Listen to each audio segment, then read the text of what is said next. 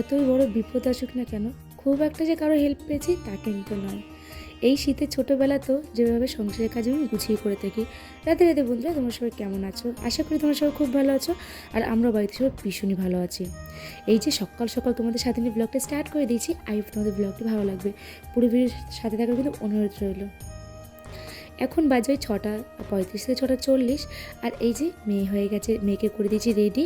আর সাথে হাজব্যান্ড স্কুলকে দিয়ে আসবে, দেখুন হাজব্যান্ডও রেডি হয়ে গেছে। আর সত্যি বলতে রেডি হওয়াটা আর কি, ঘুম থেকে উঠেই তো এখন ইচ্ছে করে, মানে যদি শীত মনে হয় যে কখন একটা ফুল হাতা গেঞ্জি বা ফুল একটা প্যান্ট পরবো। তো ওই জন্য ঘুম থেকে উঠে হাজব্যান্ড যে দেখলো যে মেয়েকে স্কুল দিয়ে আসতে হবে, তার জন্য ও জামা প্যান্ট পরে একদম রেডি হয়ে গেছে।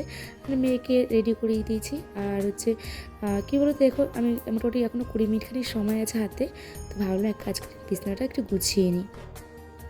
তো বিছানাটা একটু গুছিয়ে নিয়ে তারপরে যে ভাবছি, মানে মেয়ে স্কুল যাওয়ার আগে যতটা পারি আমি কাজ করে নেওয়ার চেষ্টাটা করি, তাহলে না মনে হয় কিনে না আমি তাড়াতাড়ি কাজগুলি সারতে পারবো, এরকম একটা মনে একটা জোর রেখে। আর যেহেতু এখন শীতের দিন, ছোটোবেলা 6:10-15 হয়ে যায় সকালে হতে হতে, আর বিকেল মোটামুটি 4টে থেকে 4:30টার মধ্যে অন্ধকার হয়ে যায়। তো ওই জন্য মানে যত তাড়াতাড়ি পারি কাজগুলি করে নেওয়ার চেষ্টা করি। আর চেষ্টা করি ঘুম থেকে ওঠে আগে যেন বাসি কাজবাজ সেরে পুজোটা সেরে নেওয়া, ঠাকুর দেওয়াটা সেরে নিতে পারি। তো এই যে সকালবেলা এখন হচ্ছে মেয়েকে রেডি করে তারপর বিছানাটা গুছিয়ে নিয়েছি। আর এই যে মেয়ে এখন বেরোবে, ওকে মোজাটা পরিয়ে দেবো। তার আগে একটু ওই যে মেয়ের একটু আদর চলছে, তো ওকে একটু আদর বদর করে নেওয়ার পর ওকে সোয়েটার মোজা পরিয়ে দিলাম। আর ও একদম টুপি সোয়েটার পরতে চায় না। ঠান্ডা তো মোটামুটি পড়েছে, কিন্তু একদমই পরতে চায় না। এগুলি ভীষণ বিরক্ত করে, মুখ দেখে তোমার বুঝতে পারবে। দেখো মানে অর্ধেক সোয়েটারটা পরে তাড়াতাড়ি চলে গেল, যেন না পরতে হয় এরকম একটা। কিন্তু না পড়লেও তো হবে না। এই যে স্কুটিতে যাবে, স্কুটিতে গেলে তো হাওয়াটা ভীষণ লাগে, আর সকালের হাওয়াটাতে ভীষণ ঠান্ডা, তো না জানোই। তো ওই জন্য ওকে জোর করে পরায়। তার মধ্যে আবার কি সোয়েটার পরে, তারপর টুপি পরে, টুপির উপর থেকে একটা আমার সাদা স্টোল আছে, স্টোলটাকে ভালো করে পেঁচিয়ে দিয়ে কোনোভাবে না হাওয়া লাগে। এত খেয়াল রাখার পরও না কোনভাবে যে ওর যে ঠান্ডা লেগে গেছে বলার মতো না। এত ঠান্ডা লেগেছে, মানে মানে কথা বললে মাঝে মাঝে কাশলে দেখি বুকটা ঘ্যার করছে। তো ডাক্তার তো দেখাতে নিয়ে যায়নি, কয়েকটা ঘরে ওষুধপত্র মতন করার চেষ্টা করছে। বা ওই যে ভাসক পাতা তুলসী পাতা দিয়ে একটা হচ্ছে ঘরে যেগুলি পদ্ধতি করার, যেগুলো আগে করে আগেকার দিনের মারা করতো, সেইগুলি একটু খাওয়ানোর চেষ্টা করছি। তো ছোটো ছোটো এই জিনিসগুলি করছি। গরম জলটা খাওয়ানোর অভ্যাস করাচ্ছি, যেন ঠান্ডা জলটা খেলে ঠান্ডাটা বেশি লাগবে, তো ওই জন্য গরম জলটা খাওয়াচ্ছি, একটু ফ্লেক্সিবল রাখছি। তা জুতো পরে সঙ্গে ঘরে থাকতে বলছি। তো এইগুলি করছি। এমনি তো আমাদের শীতকালে শীতের সময়টা 3 মাসটা আমরা সবসময় মেয়ে আমি দুজনেই ঘরে জুতো পরে থাকি। ওর বাবা তো খুব একটা নিচে নামে না, নিচে নামলেও বাবা মানে খালি পায়ে হাঁটে, খুব একটা বাবা ঘরের মধ্যে জুতো পরে কমফোর্টেবল হয় না। কিন্তু আমার তো রান্নাবান্না করতে হয়, সব কিছু সানের উপর দাঁড়িয়ে করতে হয়, কিন্তু চেষ্টা করি রান্নাঘরে জুতোটা না পরার, কিন্তু ঘরে সবসময় জুতোটা পরেই থাকি আমি। কেননা দেখো আগে তো নিজেকে ঠিক রাখতে হবে, তারপরে তো এই যে দুটো মানুষ আমার ভরসায় যে তারা থাকে, তাদের তুমি ঠিক রাখবো কী করে? যদি আমি নিজেই, আমার নিজের শরীরটাই খারাপ হয়, আমি নিজে যদি বিছনায় পড়ে থাকি, তাহলে তো আমাকে আমার যে দুজন মানুষ আমার উপর ভরসা করে থাকে, তারা তো থাকতে পারবে না। তো ওই জন্য নিজেকে আগে ভালো রাখাটা উচিত, নিজের যত্নটা করা উচিত। তো ওই জন্য আমি ভালো থাকি, সুস্থ থাকি বলে তাদেরকে কিন্তু যত্ন খেয়াল সবটাই রাখতে পারি। তো এদিকে দেখো কি রান্না করবো বলো তো। সকালবেলা যেন কী করেছে, মেয়েকে তো স্কুলে পাঠিয়ে দিয়েছি, আর আমার হাজব্যান্ড এসে বলছেন না একটু গোবিন্দভোগ চালে একটু ফেনাবাদ করো তো, একটু শিম সিদ্ধ, আলু, একটা টমেটো সিদ্ধ দিয়ে। তো ওকে ওটা করে দিয়েছিলাম, ও খেয়ে নিয়েছে, কিন্তু ওটা আমি ভিডিও শ্যুট করতে পারিনি, মাথায় ছিল না আমার। তো ওটা করে দেওয়ার পর আমার হাজব্যান্ড আমাকে বললো যে কী রান্না করবে। তো আমি বললাম দেখছি, ঘরে তো অনেক রকমের সবজি আছে, সবজি একটু কিছু করব। এর মধ্যে আমার হাজব্যান্ড আবার এই ঘন্টুকে একটু বাইরে থেকে নিয়ে আসলো। ইদানিং দেখছি যে ঘন্টুর প্রতি একটু আমার হাজব্যান্ডের একটু ডাক খোঁজটা একটু বেশি হয়েছে। ও কিন্তু খুব একটা বাচ্চা কাচ্চা নিয়ে গদো করে না, কিন্তু এখন দেখি ওকে নিয়ে আসে বারে বারে, ওকে দেখি ডাক খোঁজ করে। কেননা খুব একটা দেখবে, আমি বলছি না বাচ্চা নিয়ে গদো করাটা খারাপ বা ভালো কিছু, ওরকম কিছু বলছি না। মানে ও খুব একটা বাচ্চা কোলে টোলে নিতে কমফোর্টেবল হয় না, ছোটো মানুষ তো, ছোটো মানুষ নিতেও একটু আনকমফোর্টেবল ফিল করে। কিন্তু এই ঘন্টুকে খুব দেখি এখন খুব ডাকখোঁজ করে, আমার দেখাই মনে হয় প্রথম। তো যাই হোক, ঘন্টু আসলো, ঘন্টু হচ্ছে কিছুক্ষণ থাকলো, থেকে ওর জ্যাঠুর সাথে চা টা খেয়ে আমার হাজব্যান্ডকে চা করে দিয়েছিলাম। চাটা খেয়ে মানে চা করেছিলাম বলতে ও ঘন্টু এসেই বলছিল যে চা করছে। তো আমার হাজব্যান্ড বললো তাহলে একটু চা করো, ওর আমি খাই। তো ওকে একটু চা করে দিলাম, সাথে ঘন্টু একটু চা দিয়ে বিস্কুট দিয়ে খেয়ে ও চলে গেল, ওকে দিয়ে আসলাম, ও ঘরে চলে গেল।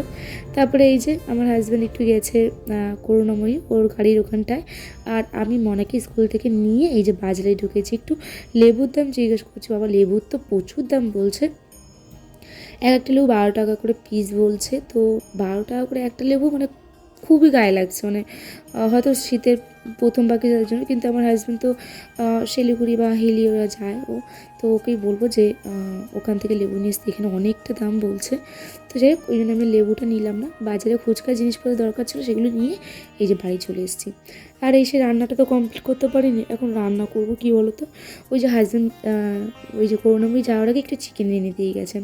তো ওই যে চিকেন এনে দিয়ে চিকেনটাকে করব, আর হচ্ছে শিম বাটা করব, আর হচ্ছে বকফুল নিয়ে আসলাম আসার সময় বাজার থেকে, বকফুলের বড়া করব।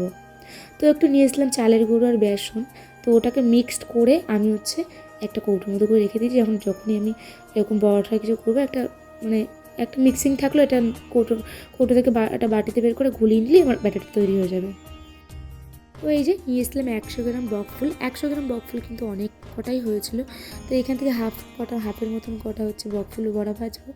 আমার মেয়ে, আমি, আমার হাজব্যান্ড তিনজনই আমরা বড়া টাইপ জিনিস খুব ভালোবাসি, মানে এই ভাতের সাথে। তা বলে কিন্তু ওই সন্ধ্যেবেলা যেই চপ সিঙ্গারা ভাজাপুরি ওগুলি পছন্দ না, এই ভাতের সাথে একটু বড়া হলে না বেশ খেতে ভালোই লাগে। কিন্তু ডাল হোক, যে কোনো তরকারির সাথে একটু বড়া হলে আমার ভালোই লাগে। কিন্তু সেটা কিন্তু ওই চপ সিঙ্গারা আমার সন্ধ্যেবেলা স্ন্যাক্সগুলি ভালো লাগে না।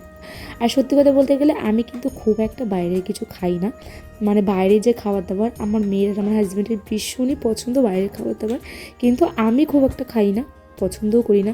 অনেকে ফুচকা খেতে ভালোবাসে, তোমরা অনেকেই মানে ফুচকাকে তোমরা হয়তো বলবে ফুচকাকে ভালোবাসে না, আমি খুব একটা ভালোবাসি না গো, কেন জানি না। আমার একটু মিষ্টির প্রতি একটু টানটা বেশি, আর ঝালটা। কিন্তু আমার ওই মানে তেল জাতীয় জিনিসপত্র একদমই খুব একটা পছন্দ না। তবে খাই না এমন তো না, খাই দুই এক সময় যদি খেতে ইচ্ছা করে, বা আমার হাজব্যান্ড যদি নিয়ে আসে ওই 2-3টে খেলাম এরকম। যাই হোক, অনেকক্ষণ বক করে নিলাম। আর এই দিকে আমি রান্না করছিলাম চিকেনটা, আমার হাজব্যান্ড এখনও বাড়িতে আসেনি। তো হচ্ছে আমার মেয়ে হচ্ছে আজকে পুজো দেবে বলছিল। তো অ্যাকচুয়ালি আমি যতদূর জানি, বা আমার গুরুদেবের কাছ থেকে যতদূর জানা, বা মার কাছ থেকে, দীক্ষা না নিলে কিন্তু পুজোর যে তুমি যে ভোগ দেবে সেটা নাকি ঠিক ভোগটা নাকি ঠাকুর গ্রহণ করে না। কিন্তু আমার মেয়ে তো ছোটো, ও একটা বাচ্চা শিশু, তো ওর এখন তো দীক্ষা নেওয়ার কোনো ব্যাপারই ওঠে না, 12 বছর না হলে তো দীক্ষা দেওয়া যায় না। তো মেয়ে বায়না করছে আজকে পুজোটা দেবে। ও খুব একটা কোনোদিন পুজো দেয় না, আমাকে হেল্প করে হাতে হাতে পুজোর জায়গায় চন্দন বেটে দেওয়া, ঠাকুরের ভোগ বাড়া সব করে, কিন্তু ও খুব একটা পুজো দেয় না। কিন্তু আজকে পুজোটা পুরো একা দিয়েছে, আর আমি দাঁড়িয়ে থেকে সবটা দেখিয়ে দিয়েছি, সব মন্ত্র বলে দিয়েছি, যেমন তুলসী গাছে জল ঢালার মন্ত্র, ভোগ নিবেদনের মন্ত্র, তারপরে হচ্ছে চন্দন ঘষার মন্ত্র, তারপরে হচ্ছে আসন পাতার মন্ত্র, ফুল শুদ্ধি করার মন্ত্র, এগুলি সব বলে দিলাম। তো ওগুলো করে পুজোটা দিল। তো আমি দূর থেকে দাঁড়িয়ে ওকে মন্ত্রগুলি বলে দিয়েছিলাম, ও পড়ে পুজোটা কমপ্লিট করলো। যাই হোক, ঠাকুরকে বলি হে গোবিন্দ, তুমি ওর পুজোটাকে গ্রহণ করো, কেননা ওর ছোট্ট শিশু, তুমি জানো ও নিজের মন থেকে নিষ্ঠাভাবে পুজোটা করার চেষ্টা দিয়েছে। তো আমি জানি যে গোবিন্দ সেই হচ্ছে সবটা জানে, সবটা বোঝে, সেই ওইটুকু বাচ্চার পুজো ঠিকই গ্রহণ করবে। এদিকে দেখো কথা বলতে আমার চিকেনটার এদিকে মশলাটা কষিয়ে নিয়েছি, রেগুলার যেরকম চিকেন রান্না হয় সেরকমই। তো সেরকম স্পেশাল কিছু না, আমি স্পেশাল আবার কি চিকেন। তো এই যে চিকেন তো অনেকটা নিয়ে এসছে, তোমরা তো দেখে বলবে এইটুকুনি চিকেনকে অনেক চিকেন বলছো। আমি আর আমার মেয়ে খুব জোরে 1-2 পিস করে খাই। সত্যি কথা বলতে গেলে চিকেন আমাদের রাত্রিবেলা ফেলাই পড়ে বলতে গেলে। দেখো অনেক বক করে নিয়েছি, আর আমি মাঝখানে কিছু আমার জামা প্যান্ট অর্ডার করেছিলাম, সেগুলি পার্সেল চলে এসছে।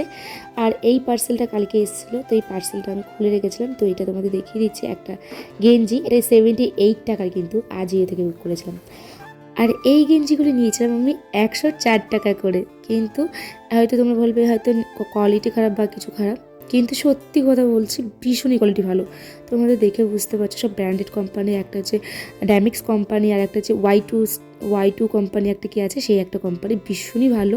সব কটা কাপড় বলো ভীষণ মানে কোয়ালিটি ভীষণই ভালো। তো কিছু এক কালারের গেঞ্জি নিয়েছি, যেমন এই ভায়োলেট কালারের, হোয়াইট কালারের, একই গেঞ্জি মানে একটু হালকা ওভার সাইজ এরকম। আর এই একটা ভায়োলেট কালার নিয়েছি, আর নিয়েছি হচ্ছে প্যান্ট, নিয়েছি ফুল প্যান্ট। তো এখন আমি ফুল প্যান্টগুলো ইউজ করবো না, বলছি কেন ইউজ করবো না। আর নিয়েছি যে সি গ্রিন কালারের একটা গেঞ্জি। আমার সি গ্রিন বলছি, লেমন গ্রিন যেটাকে বলে। তো লেমন গ্রিন কালারটা আমার খুব ভালো লাগে, আর মনে হয় যে কোনো মানুষ পরে সেটা একটা উজ্জ্বলতা অন্যরকম দেয়, সাথে সাদা। তো ওই জন্য একটা লেমন কালারের, গ্রিন কালারের একটা গেঞ্জি নিয়েছি। আর নিয়েছি এই যে একটা ফুল প্যান্ট, একটা না আমি 3টা অর্ডার দিয়েছি, 2টো এসছে আর একটা কালকে আসবে।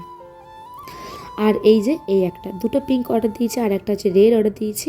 তো এই যে আমার জামা প্যান্টগুলি। প্যান্টের দামগুলো তোমাদের তো বললামই না। প্যান্টগুলি নিয়েছে 120, মানে 120 টাকা করে প্যান্টগুলি পেয়েছি। আবার ভেবো না যে এত কম দামের এইটা কিন্তু আমি অফারে পেয়ে গেছি। মানে অনেকদিন ধরে উইশ লিস্টে ছিল, হট করে দেখছি অফার দিচ্ছে, ছটপট করে 3টে প্যান্ট অর্ডার দিয়ে নিয়েছি আর 4টে গেঞ্জি অর্ডার দিয়ে নিয়েছিলাম। তো সব কটাই চলে এসছে, একটা প্যান্ট বাকি আসার আর একটা গেঞ্জি আসার বাকি আছে। তো অ্যাকচুয়ালি জামা প্যান্টগুলো নিয়েছে এই কারণে, এক তো অফারে পেয়েছে সেটার জন্য একটা নিয়েছে, সেই জন্য তো কারণ একটা আছে। আর একটা কারণ কী বলো তো, এখন এই জামা প্যান্টগুলি পরবো না। আমার যে নতুন ঘর হচ্ছে, নতুন ঘরে যখন ঢুকে যাব আমার একটু হয় না এরকম যে নতুন ঘর, নতুন জামা প্যান্ট পরবো, এইটা একটা আমার মনে হয় যে আমার মনে একটা এসছে। তো ওই জন্য অফারেও পেয়ে গেছে, আর জিনিসগুলি ভীষণ কোয়ালিটি ভালো, আমার ভীষণ পছন্দ হয়েছে। তো ওই জন্য হচ্ছে অর্ডার করে দিয়েছিলাম। যাই হোক, আমার হাজব্যান্ড আসবে বলেছিলো দুপুরবেলা, কিন্তু আমাকে ফোন করে বললো আর না, আমার গাড়ির কাজ বেরিয়েছে, আমার গাড়ির কাজগুলি দেখতে হবে।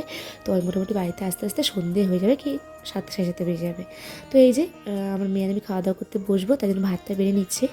চিকেন আজ রান্না হচ্ছে, চিকেন তোমাদের বললাম, আর সাথে শিম বাটা আর একটু বকফুলের বড়া। তো আর শাশুড়ি মা রান্না করেছিল হচ্ছে শাটেং মাছের ঝাল বেগুন দিয়ে। আমি তো বেগুনের দিয়ে ঝোল টোল খাই না, বেগুনই খাই না। তো মেয়েকে দিয়েছিলাম, মেয়ে খেয়েছিল। আর হচ্ছে স্যালাড করেছিলাম শসার পেঁয়াজের। খাওয়া দাওয়া করতে বসে পড়েছি, সাথে একটু একটা গন্ধরাজ লেবু কেটে আর হচ্ছে একটা লঙ্কা নিয়ে খেতে বসে পড়েছি। আর সত্যি কথা বলতে গেলে শিম বাটাটা অমৃত খেতে লেগেছে, অমৃতের থেকে কিছু কম হবে না, এত টেস্টি হয়েছে খেতে। তো খাওয়ার আগে ঠাকুরকে আমি একটা ওই যে মনে ঠাকুরকে একটা মন্ত্র পড়ে বলা, সেটা বলেই তো আমি খাই। মানে ঠাকুরকে বলা ছাড়া ঠাকুরকে আমি আমার প্রথম খাবারের যে প্রথম বাইটটা সেটা আমি ঠাকুরকে নিবেদন করে তারপরে আমি মুখে তুলছি, এরকম একটা কিছু। দেখো আমি খুব একটা জিনিসপত্র ঠাকুরের জানি না, কিন্তু যতটা ওই সোশ্যাল মিডিয়া থেকে দেখেছি বা জানি ততটা মানে সেটা দেখে করার চেষ্টা করি। তোমরা প্লিজ ভুলভ্রান্তি হলে কিছু খারাপ ভেবো না বা বাজে কমেন্ট কিন্তু করো না। যদি ভুল হয়ে থাকে প্লিজ আমাকে কমেন্ট করে জানাতে পারো। এখন হয়ে গেছে সন্ধে, তো সেই জন্য নাইটিটা চেঞ্জ করে আর লাল একটা কুর্তি পরেছিলাম, মানে যেটা ওয়ান পিস, সেটা পরার পর ওটা চেঞ্জ করে আমি এখন এই যে নাইটি জামাটা চেঞ্জ করে এখন সন্ধ্যাটা দেখিয়ে নিচ্ছি। এখন একটু করে নেবো কফি, আর সাথে কফি খেয়ে একটু মাইন্ডটা ফ্রেশ করে নেবো। আর এখন আমার হাজবেন্ড বাড়িতে আসেনি, ও আস্তে আস্তে আর একটু লেট হবে। কাজে গেলে যা হয়, ছেলে মানুষের হুঁশ থাকে, এটাই হচ্ছে ব্যাপার। ও হ্যাঁ, তোমাদেরকে তো বলছিলাম যে আমি আমার বিপদে খুব একটা মানুষকে কাছে পাইনি, 2-1জন বাদে আমি আমার জীবনে বা আমার যত সমস্যা হোক আমি নিজে হ্যান্ডেল করার চেষ্টা করেছি। যখন দেখি পারছি না তখন ওই 2-1জন মানুষের হেল্প নিয়েছি। আদারওয়াইজ আমার খুব একটা মানুষ যে আমার হেল্প করেছে বা তাদেরকে আমি হেল্প চেয়েছি এরকম কিন্তু কোনোদিনই না। তবে একটা জিনিস ভালো দিকে কী হয় বলো তো, তারা কোনোদিন খোঁটা দেওয়ার সুযোগ পাবে না। আর সেকেন্ড কথা হচ্ছে, নিজে করার মধ্যে নিজের উপর ভরসা রাখাটা ভীষণ দরকার। চলো ভিডিওটা বাড়াবো না, ভিডিওটা কেমন লাগলো প্লিজ তোমরা কমেন্ট করে জানিও। টাটা, সবাই ভালো থেকো, সুস্থ থেকো।